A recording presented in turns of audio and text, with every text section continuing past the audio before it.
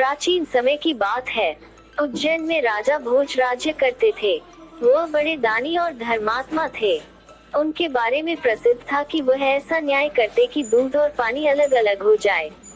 नगरी में एक किसान का एक खेत था, जिसमें उसने कई साग सब्जी लगा रखी थी। एक बार की बात है कि खेत में बड़ी अच्छी फसल हुई। पूरी जमीन पर तो खूब तरकारियां आईं, लेकिन खेत के बीचों बीच थोड़ी सी जमीन खाली रह गई। हालांकि किसान ने उस जमीन पर भी बीज डाले थे, लेकिन वहाँ कुछ नहीं उगा। किसान ने वहाँ खेत की रखवाली के लिए एक मचान बना लिया।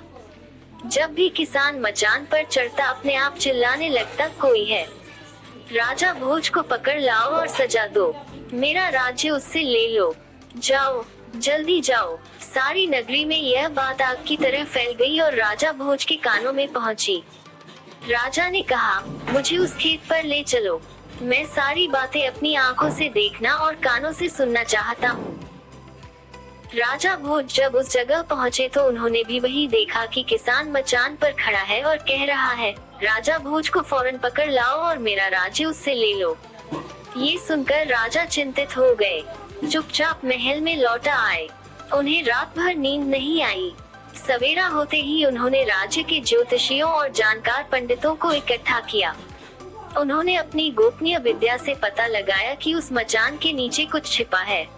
राजा ने उसी समय आज्ञा दी कि उस जगह को खुदवाया जाए। खोदते खोदते जब काफी मिट्टी निकल गई तो अचानक एक सिंहासन प्रकट हुआ। सिंहासन के चारों ओर 8-8 पुतलियां यानी कुल 32 पुतलियां खड़ी थीं। सबके अचरज का ठिकाना न रहा। राजा को खबर मिली तो सिंहासन को बाहर निकालने को कहा, लेकिन कई मजदूरों के जोर लगाने पर भी वह सिंहासन टस से मस न हुआ। तब एक पंडित ने कहा कि यह सिंहासन देवताओं का बनाया हुआ है, अपनी जगह से तब तक नहीं हटेगा जब तक कि राजा स्वयं इसकी पूजा अर्चना न करे। राजा ने ऐसा ही किया। पूजा अर्चना करते ही सिंहासन ऐसे ऊपर उठाया मानो फूलों का हो। राजा बड़े खुश हुए। सिंहासन में कई तरह के रत्न जड़े थे जिनकी चमक अनूठी थी। सिंहासन के चारों ओर 32 पुतलियां बनी थी। उनके हाथ में कमल का एक एक फूल था। राजा ने हुक्म दिया कि खजाने से रुपया लेकर सिंहासन दुरुस्त करवाएं। सिंहासन सुंदर होने में 5 महीने लगे। अब सिंहासन दमक उठा था। जो भी देखता देखता ही रह जाता। पुतलियां ऐसी लगती मानो अभी बोल उठेंगी। राजा ने पंडितों को बुलाया और कहा, आप लोग कोई अच्छा मुहूर्त निकालें। उस दिन मैं सिंहासन पर बैठूंगा। दिन तय किया गया। दूर दूर तक लोगों को निमंत्रण भेजे गए। तरह तरह के बाजे बजने लगे। महल में खुशियां मनाई जाने लगी। पूजा के बाद जैसे ही राजा ने अपना दाहिना पैर बढ़ाकर सिंहासन पर रखना चाहा कि सारी पुतलियां खिलखिलाकर हंस पड़ी। लोगों को बड़ा अचंभा हुआ कि यह बेजान पुतलियां कैसे हंस पड़ी।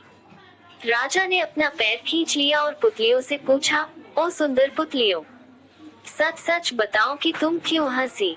पहली पुतली का नाम था रत्नमंजरी। राजा की बात सुनकर वह बोली, राजन, आप बड़े तेजस्वी हैं, धनी हैं, बलवान हैं, लेकिन इन सब बातों का आपको घमंड भी है। जिस राजा का ये सिंहासन है, वह दानी, वीर और धनी होते हुए भी विनम्र थे, परम दयालु थे। राजा बड़े नाराज हुए।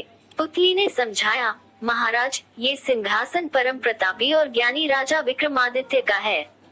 राजा बोले, मैं कैसे मानूं कि राजा विक्रमादित्य मुझसे ज्यादा गुणी और पराक्रमी थे। पुतली ने कहा, ठीक है, मैं तुम्हें राजा विक्रमादित्य की एक कहानी सुनाती हूँ। सिंहासन 32 की पहली पुतली रत्नमंजरी ने सुनाए एक कहानी।